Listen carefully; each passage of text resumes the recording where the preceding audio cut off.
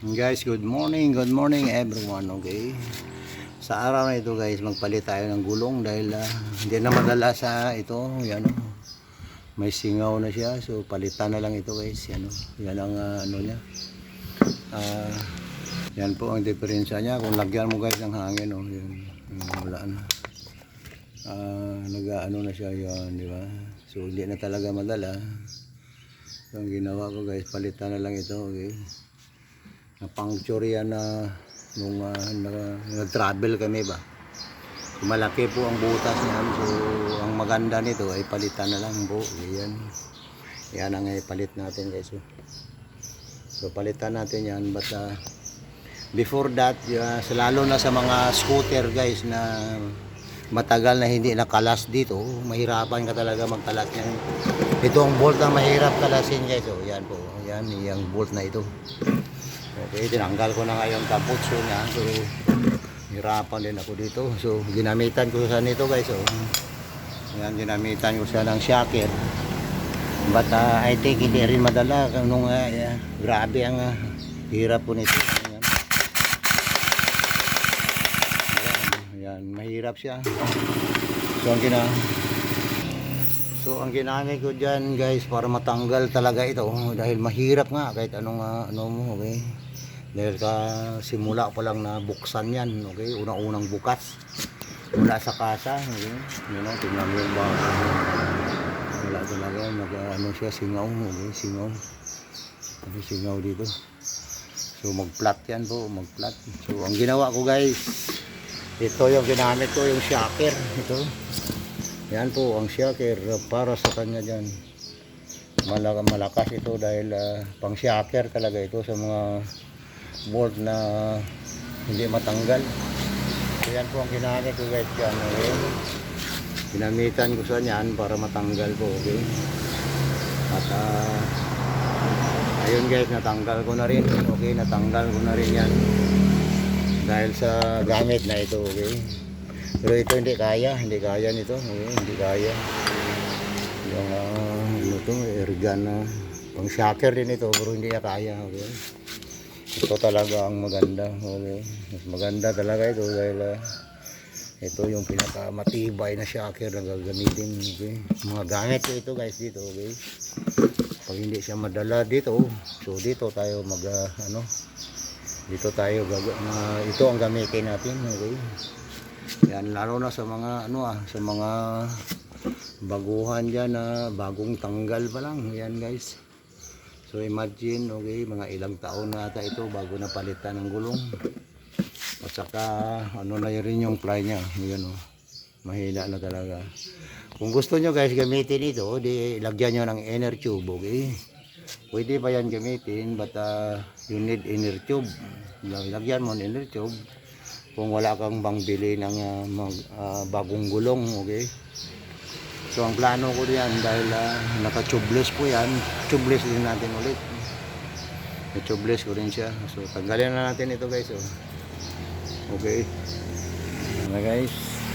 Ito yung gamitin natin guys dahil hindi kaya nito. So ito gamitin natin. Okay. Ito yung ginamit ko dito guys para natanggalan siya, okay? Bago ako ng video, tinanggal ko ito yung ginagamit ko. Ganyan lang siya guys.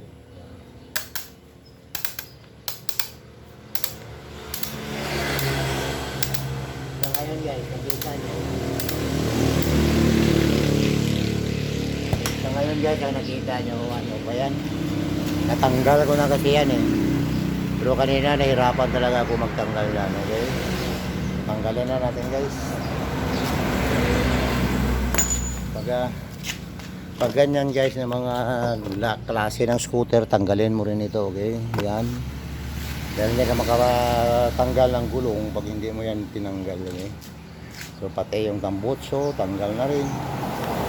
Yan po ang ano dyan. Ang gagawin, okay? Gagawin. Tanggal lahat, okay? So tanggalin natin ito. Nice.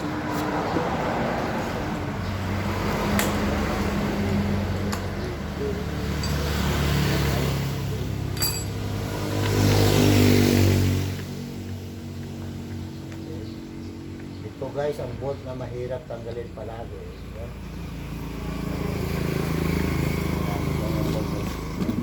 Ano? 24 mm, yan po, 24 mm. Ang size ng bolt na ito is 24 mm. Okay. Okay. Tanggalin din yung frame, okay, frame. Pwede ba tayo mag-video para makita nyo guys. Yan ang tanggalin natin. Ha? O yan o guys, may extra ko. Ano na mo, bulkhead? Bulkhead pa? O yan, papasukin natin. O, pasukin na. Sunod natin. Diyan ang bulkhead sina. Halikod. Okay, extra guys. Yan, center stand. Bulkhead yan. So stop ko muna ito guys ha. Ayan to. Yan, mag-extra. Extra job. Ayan, so doon muna mag-focus guys sa kabila dahil magpabulkit mo no.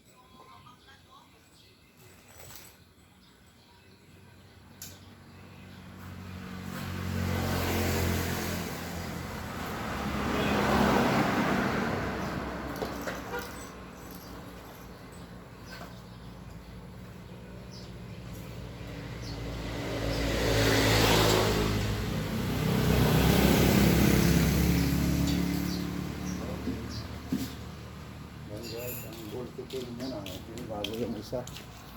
Kasi sarili kong motor ito guys. Yung dito sarili kong motor yan. Okay? Amin ito okay, sa amin. So bigyan natin pansin yung mga customer muna. Okay? Yan po. Okay. Thank you very much sa pagdalaw ng aking channel. Okay guys. I-post ko lang muna ito guys. Videohan ko na lang ulit. Okay. Maraming salamat sa inyong lahat. Thanks for coming.